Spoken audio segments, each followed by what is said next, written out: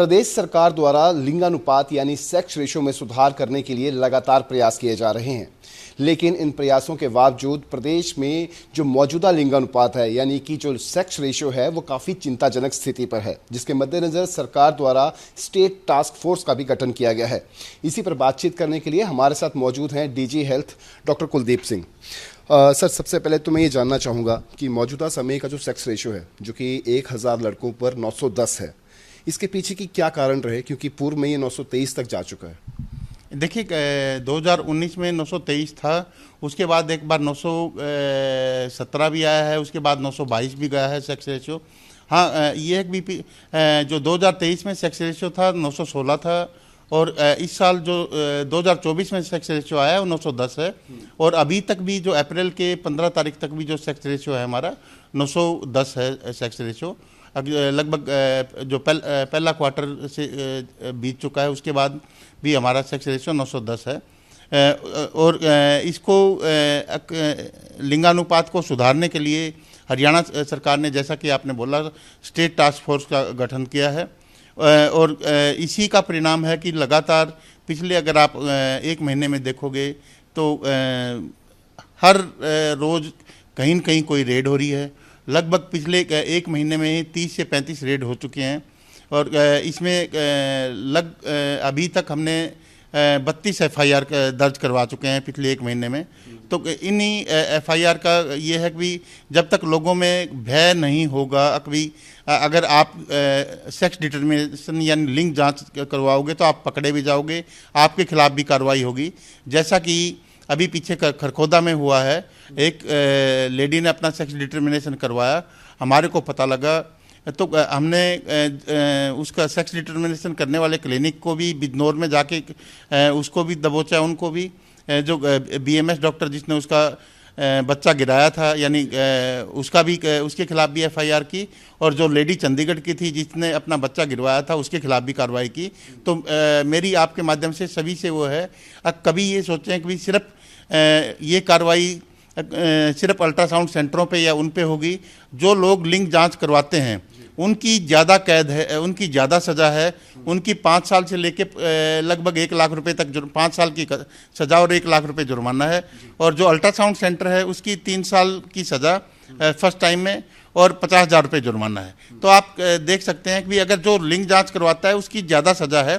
तो मेरी आपके माध्यम से दोबारा से फिर अपील है, ये इस बात से बचें, लड़का लड़की में कोई भेद ना करें और लिंग जांच ना करवाएं, क्योंकि ये कानूनी रूप से अपराध है और दंडनीय है। और मैं जहाँ तक आपकी सेक्स रेशो की बात की, सेक्स रेशो में हरियाणा ने लगातार सुधार किया है और पिछले सालों में भी लगातार सुधार आया है।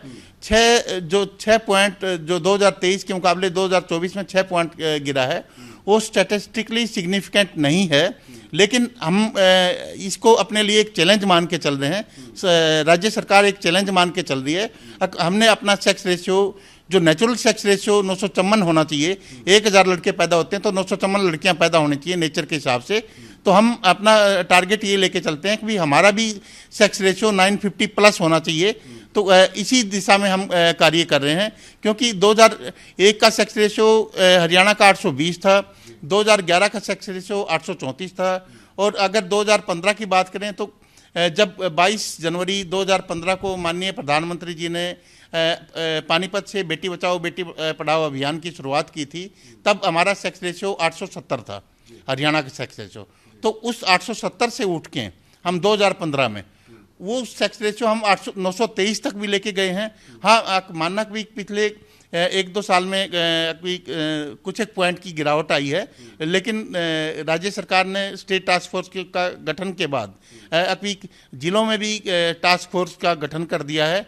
और हर जिले को ये बोला गया है कि वो पुलिस की तरफ से भी एक नोडल अधिकारी नियुक्त करें, जो DSP से नीचे का ना हो, और DSP भी जो डेडिकेटेड जो महिला DSP हो उस लेवल का अधिकारी होगा। ये दिशा निर्देश पुलिस विभाग की तरफ से दे दिए गए हैं। और आगे से जो भी कार्रवाई होगी ये डीएसपी लेवल का अधिकारी जो डिस्ट्रिक्ट अप्रोप्रिएट अथॉरिटी जिसमें सिविल सर्जन, जिला न्यायवादी और महिला और बाल विकास की प्रोग्राम अधिकारी होती हैं, उनकी मदद करेगा। और ग्रास रूट लेवल से भी हमने जो पूरे हरियाणा के लगभग 7,000 गांव हैं, सारे के सारे गांवों का पिछले 5 साल का सेक्स रेशो मांगा है और हमारे पास आ चुका है। उनमें हम लगातार ये देख रहे हैं जो 900 से नीचे के गांव हैं, लगातार पिछले 5 साल से जिनका 900 से कम सेक्स रेशो है, उन गांवों के ऊपर हम नज़र रखेंगे। और ये नज़र अकेली हेल्थ डिपार्टमेंट नहीं, साथ के साथ महिला एंड बाल विकास, पंचायती राज विभाग और मल्टी डिपार्टमेंटल कोऑर्डिनेशन होगा। और आम जनता से भी हम सहयोग इसमें लेंगे ताकि हम जो हरियाणा में लिंगानुपात में सुधार हो सके और जो लोग इस धंधे में संलिप्त हैं उनके खिलाफ कार्रवाई कर सकें। और मैं आपको ये बताना चाहूँगा 2015 में जब ये 22 जनवरी को अभियान शुरू हुआ था, उसके बाद लगातार हरियाणा ने ताबड़तोड़ रेड की हैं। लगभग 1200 से ऊपर रेड हम कर चुके हैं। तो और इस महीने तो लगभग 1300 हम टच कर जाएंगे। और ये रेड ये है कि हरियाणा में तो अभी पहले कुछ एक साल में हरियाणा में हुई। हरियाणा में जब अल्ट्रासाउंड सेंटरों को या हम लोगों को ये होगा कि हाँ हरियाणा सरकार सख्त है, तो उन्होंने आसपास के स्टेट में जाना स्टार्ट कर दिया। तो इसी कड़ी में यूपी में लगभग हमने 320 से ऊपर रेड किए हैं, 320 एफआईआर किए हैं। और दिल्ली में लगभग 150 से ऊपर रेड हमने दिल्ली में की हैं। पंजाब में 90 रेड हमने पंजाब में की हैं।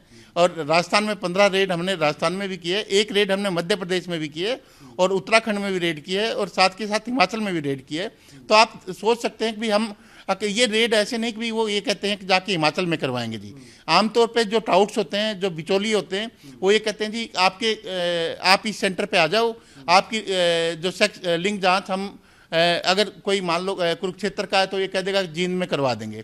वो पहले जींद जाएंगे, जींद से गाड़ी घुमाते हुए दिल्ली घुमा देंगे, दिल्ली से यूपी लेके जाएंगे। यानी वो पहले ये वो करते हैं। अब तुम्हारे पीछे कभी टीम तो नहीं लगी हुई स्वास्थ्य विभाग का।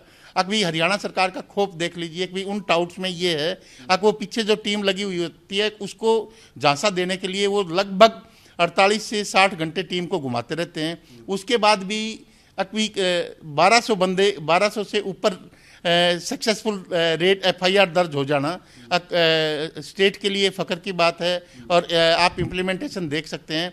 अभी पिछले साल में जो 6 पॉइंट की गिरावट आई है, वो हम उम्मीद करते हैं कि स्टेट टास्क फोर्स की मीटिंग जो माननीय अतिरिक्त मुख्य सचिव महोदय सुधीर राजपाल जी के नेतृत्व में हर मंगलवार को हर हफ्ते का सेक्स रेशियो वो होता है। उस हफ्ते क्या क्या कार्रवाई हुई, किस जिले ने क्या कार्रवाई की, अगर साथ के साथ ये देखते हैं कि अभी किस जिले का सेक्स रेशियो या किस पीएचसी या सीएचसी का सेक्स रेशियो कम आया। और अगर मान लो किसी सीएचसी का, मान लो हमने पिछले हफ्ते ये किया कि 12 सीएचसीओं का सेक्स रेशियो कम था, तो उनके जो सीनियर मेडिकल ऑफिसर थे उनको हमने शोकाज नोटिस दिया है। अब क्यों ना आपके खिलाफ अनुशासनात्मक कार्रवाई कर दी जाए। अभी आपका सेक्स रेशियो इतना डाउन क्यों गया, इसका मतलब आप अपने एरिया में अभी उतनी तरफ से विजिलेंट नहीं है। और ताकि विजिलेंट अगर, क्योंकि एक एसएमओ विजिलेंट नहीं रहेगा तो उसके एरिया में कोई न कोई वो हो अभी कोई न कोई टाउट पड़ेगा और वो टाउट उस एरिया की औरतों को चाहे कहीं पे ले जाके लिंग जांच करवाए, आमतौर पे वो करवाते हैं। और मैं साथ के साथ जो आप हरियाणा की टीमों के बारे में सोच सकते हैं, जो इन टीमों में ये है कि जो बाहर गई हैं टीमें, उनके ऊपर गोलियां भी चली हैं। करावल नगर में मैं खुद था, हमारे ऊपर भी मार पिटाई भी हुई है, बंधक भी बनाए गए हैं। और अभी जो लेटेस्ट इंडिया टुडे ने जो स्टिंग किया था उसमें भी आपको पता है कि अभी टीम को बंधक बनाया गया था जो पंजाब में रेड हुई थी। तो ये एक भी टीमों को खतरा भी होता है, लेकिन हरियाणा सरकार के अधिकारी और कर्मचारी अपनी जान हथेली पर देके लिंगानुपात में सुधार के लिए कार्य कर रहे हैं। मैं आपको पूरे हरियाणा का बता देता हूँ। अब टोटल हरियाणा में एक साल 2024 में 5,16,000 बच्चे पैदा हुए, और इनमें से 2,70,000 लड़के पैदा हुए हैं और 2,46,000 लड़कियाँ पैदा हुई हैं। लेकिन जो असल में देखा जाए तो लगभग हमारे जो बच्चे पैदा होने चाहिए थे 2,53,000 लड़कियां पैदा होनी चाहिए थी, तो 7,000 लड़कियां कम पैदा हुई हैं। तो मैं ये मान के चलता हूँ कि हाँ 7,000 लड़कियों की भ्रूण हत्या या गर्भ में हत्या हुई है। तो हमने इनको बचाने के लिए हरियाणा सरकार दृढ़ संकल्प है और लगातार जो सेक्स रेशियो हमने 870 से 923 तक लेके गए हैं, तो हमारा प्रण है कि इस साल हम इस सेक्स रेशियो को 925 तक लेके जाएं। सर, आप तो लगभग तमाम सवालों के जवाब जो हैं वो मेरे बिना पूछे ही दे चुके, लेकिन मेरे कुछ एक सवाल जो हैं वो अभी भी शेष हैं। सबसे पहले मैं जिक्र करूंगा जो एसएमओस को जो शो कॉज लेटर जो है वो दिया गया है, कौन सी डेडलाइन है जहां पर वो अपने एक्सप्लेनेशन जो है वो इस पूरे बाबत जो है वो देंगे, और वो डेडलाइन तय की गई है तो कितने एसएमओस को जो है वो शो कॉज लेटर गया है और वो कब तक जो है वो अपना रिप्लाई जो है वो देंगे?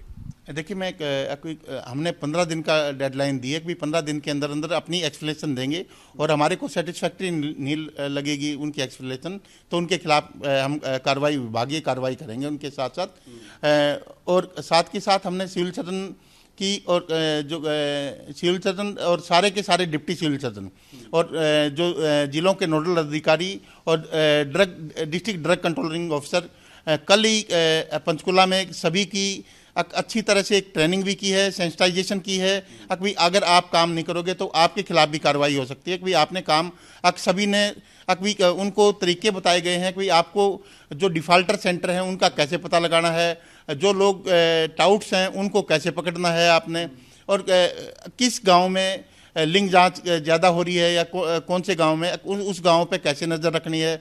तो ये सारी की सारी, साथ के साथ एमटीपी सेंटरों के ऊपर आपने कैसे नज़र रखनी है और एमटीपी सेंटर पे जो अवैध एमटीपी हो रही हैं उनको आपने कैसे पकड़ना है, ये सारी की सारी चीज़ें हमने बताई हैं। और इसी कड़ी में आपको मैं बताना चाहूँगा पिछले 1 महीने में हम 300 एमटीपी सेंटर्स के लाइसेंस कैंसिल कर चुके हैं। 18 जो IVF सेंटर थे उनके लाइसेंस हम कैंसिल कर चुके हैं।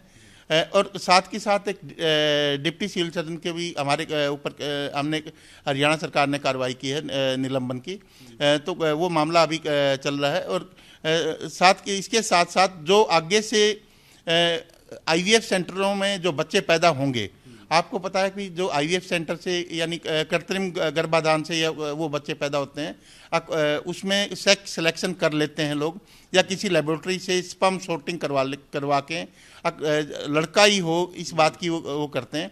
तो उन लेबोरेटरी पे भी हमारा लगातार निगाह है, जिनके पास ऐसी मशीनें होंगी हम उनके खिलाफ भी कार्रवाई करेंगे, क्योंकि ये जो सरोगेसी एक्ट और जो IVF एक्ट है उसके अंदर साफ साफ इसमें है कि वो मशीन किसी भी सेंटर के पास नहीं हो सकती।